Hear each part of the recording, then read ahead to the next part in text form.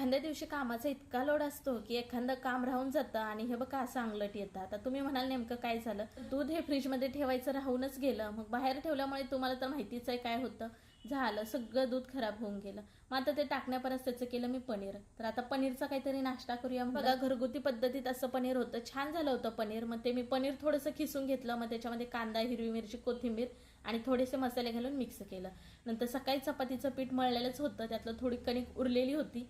ती कणिक थोडी आणखीन मळून नरम केली. मग आपण पुरणपोळीला कसा हुंडा करतो तसा हुंडा करून घेतला आणि छोटासा असा पराठा लाटून घेतला आणि तूप लावून छान असं शेकून घेतला. मुलांचं आता काय झालं माहिती काय, शाळेंना सुट्ट्या असल्यामुळे संध्याकाळच्या वेळेस खेळून यायचं आणि भूक हे हमखास लागतेच लागते आणि त्यांना तेच पदार्थ नको हवे असतात.